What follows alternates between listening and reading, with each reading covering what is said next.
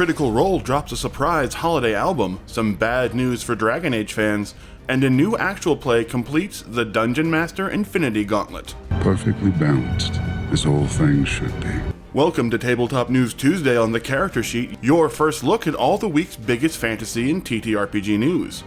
Before we start breaking down today's big stories, please take a minute to hit those like and subscribe buttons, as it really helps us keep these videos coming.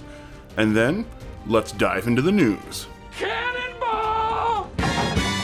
Critical Role has dropped a surprise holiday album for their fans, with 4 new holiday-themed songs performed by the cast of Critical Role. Called Critical Role Presents Winter's Crest, a holiday album EP, the album not only features vocals by the cast, it also features a lot of the cast doing vocals as their characters from the actual play. For example, Winter's Crest Festival Time features Matt Mercer singing as Pumat Sol.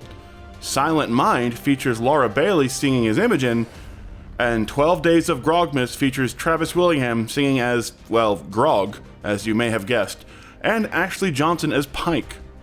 The final track, It's Critmas, features the entire Critical Role cast all singing as themselves to round out the album. You can find the album on basically every major music streaming platform, from Spotify to Amazon Music or Apple Music, and it's no secret that Matt Mercer in particular loves singing. Just listen to his rendition of Ruby of the Sea from that alcohol-fueled Legend of Vox Machina watch party last month. There's a ruby, a singer by the sea, fulfilling all your fantasies. Come on. So of course, Matt Mercer belting out his upbeat Winter's Crest Festival Time in Pumat Sol's voice, providing his own harmony as Pumat Sol's clones, is a particular standout. The album is out now, so make sure you check it out on your music platform of choice today. One Piece fans may be stuck waiting weeks for a new manga and half a year for a new anime episode, but they still managed to get some interesting new info from Oda himself this week, as the One Piece creator revealed the Cross Guild bounties on some of the Navy's biggest names. While the world government puts out bounties on pirates like Luffy and the Straw Hats, these new Cross Guild bounties are bounties put out by the pirates themselves on Navy officials. Specifically, the Cross Guild, which is a pirate organization run by Sir Crocodile and Mihawk, with a reluctant Buggy as a figurehead, has put out a price on the head of some major Navy players, including fan favorites from the Navy's rogue Sword organization. We found out that Kobe, who just unleashed that amazing Honesty Impact last episode, now has a bounty of 500 million on his head from the Cross Guild, along with most of the Vice Admirals. The Navy Admirals all have a 3 billion berry bounty on them, along with Luffy's grandpa Vice Admiral Garp, and the highest bounty of all is the 5 billion berry bounty on Fleet Admiral Sakazuki, aka the guy that killed Ace. While Sakazuki is very strong, fans were not expecting him to have a bounty that rivals or surpasses the Pirate Emperor's, especially when he had to fight one of Blackbeard's current captains for several days just to win his spot as Fleet Admiral in the first place. But hey, maybe the Cross Guild just has deeper pockets than the world government.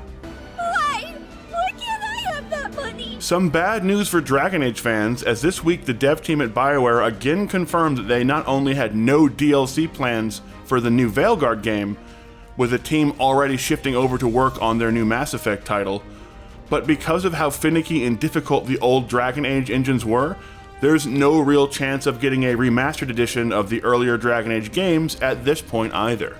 And while fans seem to be enjoying Dragon Age the Veilguard, the game doesn't quite seem to be living up to the sales numbers of past titles, or even other RPGs from 2024. Dragon Age the Veilguard topped out at around 85,000 players on Steam during its release launch, compared to the over 240,000 concurrent player peak that Dragon's Dogma 2 got, a game that is a much smaller fan base and franchise than the Dragon Age series. So while it's still just one platform and fans may simply prefer to play Dragon Age on console, it is still a collection of largely disappointing news this week for Dragon Age fans, who may be waiting a long time for their next dose of Dragon Age content. Son of a bitch! The next great dark fantasy anime may be on its way next year. Blade and Bastard, the light novel and manga that debuted just 2 years ago, has gotten an official anime with a new teaser trailer dropping last week. The anime will be based off the hit light novels and manga about a dour adventurer who was returned back to life after dying many years ago in a dungeon, and whose job it is now to scour those dungeons to find other adventurers' corpses that the priest could also bring back to life as he tries to piece together his missing memories and find out what happened to the remnants of his old party. Featuring his sidekick, a nearly feral young warrior simply named Garbage, and a dark and death-filled setting with a protagonist hiding some major secrets, this anime has all the ingredients to become the next Berserker Overlord and scratch that nice dark fantasy itch people have, but we'll have to wait till sometime in 2025 for the show to debut to find out for sure. Come on, give me it. Give me it. And finally, Godkiller Balance, the new 1 vs. 1 actual play using the Godkiller system and run by the amazing team over at Blackwater D&D, have completed their actual play Dungeon Master Infinity Gauntlet as of this week, when Abria Iyengar became the final of the big 3 DMs to appear on the series. Matt Mercer and Brennan Lee Mulligan had appeared in earlier episodes this season, delivering the kind of deeply emotional and heart-wrenching performances you might expect, and Abria has of course done exactly the same in her new run on the show. Godkiller Balance also features critical role stars like Luis Carrazzo, Anjali Bhamani, and Christian Navarro. Side note, has anyone told Frida about FCG yet? We're pretty sure the answer is no. So if you love big performances and big emotions in a very intimate 1v1 setting, make sure you check out Abria, Brennan, Matt, and the rest of those amazing guest stars on this season of Godkiller Balance, available now on most podcast platforms. And that's all we have this week for Tabletop News Tuesday. Let us know what your favorite story was in the comment section, and don't forget to hit those like and subscribe buttons.